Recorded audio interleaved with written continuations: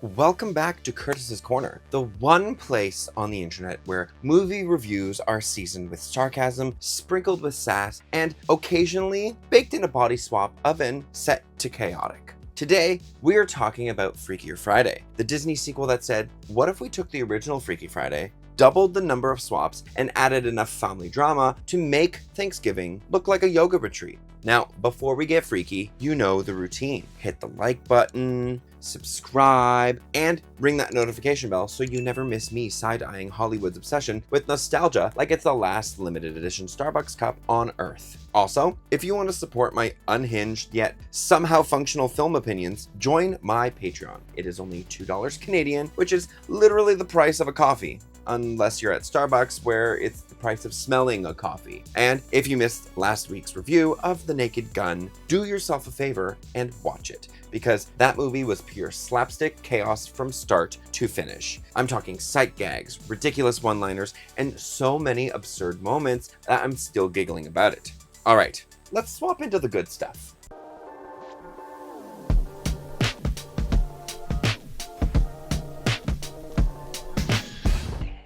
Set years after the first film, Freakier Friday reunites Jamie Lee Curtis and Lindsay Lohan, only now, Lindsay Lohan's Anna is a single mom to her teenage daughter Harper, played by Julia Butters, and is engaged to Eric Reyes, played by Manny Jacinto, who his own daughter, Lily, played by Sophia Hammonds, isn't exactly thrilled about the new family setup. One earthquake and a questionable psychic later, all four of them find themselves trapped in each other's body. Cue chaos, comedy, and some surprisingly touching moments as they scramble to reverse the curse before Anna and Eric's wedding day. Now that's pretty much all I can say without giving you any spoilers, so let's jump in. Jamie Lee Curtis steps back into Tess Coleman like she never left, just with an updated wardrobe and a few more life accomplishments under her belt. She's still got that sharp, slightly chaotic mom humor we all loved in the first movie, but now she's running a podcast and is a more esteemed published author. It's such a small detail, but it makes her feel like a real person who's been living her life between films instead of just being frozen in 2003 until Disney unfroze her for a sequel. Every time that she's on screen, it's like watching someone who has aged gracefully but still has zero problem rolling up her sleeves and diving headfirst into ridiculous situations. And honestly, it's comforting to see a legacy character done right. Then there's Lindsay Lohan back as Anna Coleman.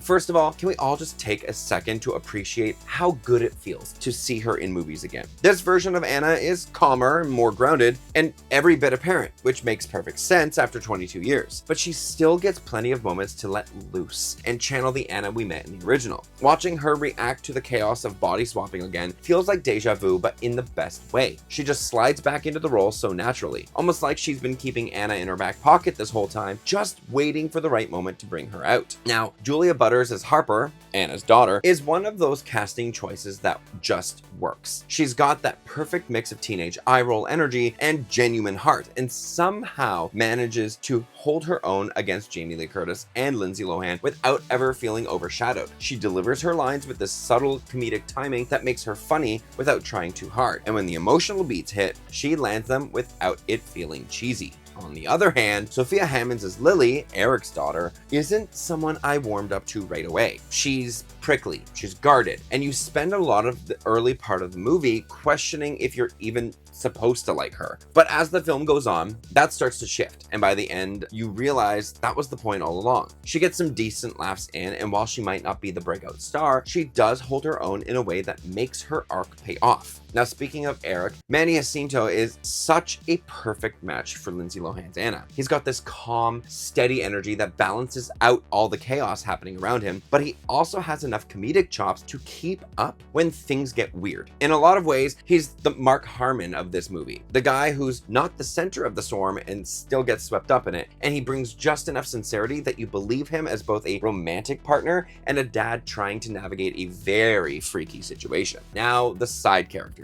Mixed bag. There are a few that I love, like Principal Waldman, played by ex-male. She's barely in the movie, but every time she pops up, she's genuinely funny and makes the most of her screen time. Then there are others, not so much. Vanessa Bayer plays the psychic who sets off the curse, and while I like her as a comedian, this role just doesn't do her justice. She's got the skills, but the character feels underwritten and honestly a little annoying. Chad Michael Murray is back as Jake, which sounds exciting until you realize he's so mellow here, he's basically a completely different character. The only thing that feels familiar is the motorcycle. And then there's the INS agency, which just, no.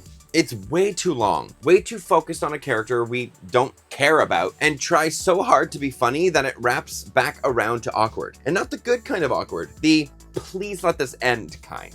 Story-wise, let's be real. It's basically the same setup as the first movie. Parent about to get married, kids try to stop the wedding, chaos ensues. It's beat for beat familiar, but what makes it work is how it fills the spaces between those beats. We get to see more of who these characters are and what they care about. And the way that the kids learn about their parents feels more genuine this time around. The humor mostly lands, and when it does, it's great. But there are definitely a few misses. The biggest one for me is the recreated mirror scene. The original worked because it was quick, snappy, and full of charm. This one stretches the moment out so long, it starts to lose that spark. A little trimming would have gone a long way. On the emotional side, there's one moment in particular that really goes for the jugular. The kind of scene where the walls come down, the emotions flood in, and it stops being about the comedy for a second. You feel the weight of the words being said, you see the pain behind them, and it hits in a way that's raw and honest. And while it's powerful as it is, there's a part of me that thinks it could have landed even harder with a different framing. But even so, it's one of those moments that does stick with you after the credits roll.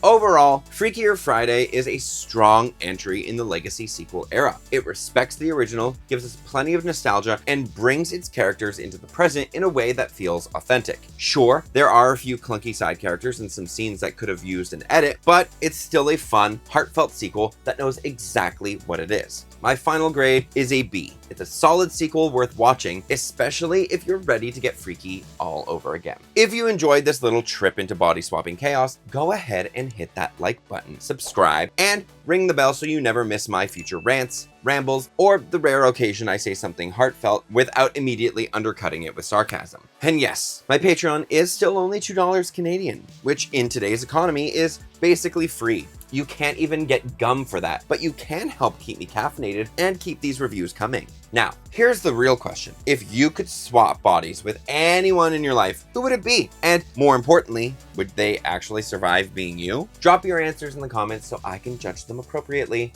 All right, that is it for this week's Curtis Corner. I will see you next time, hopefully still in my own body, because I'm not letting anyone else deal with my inbox. Bye!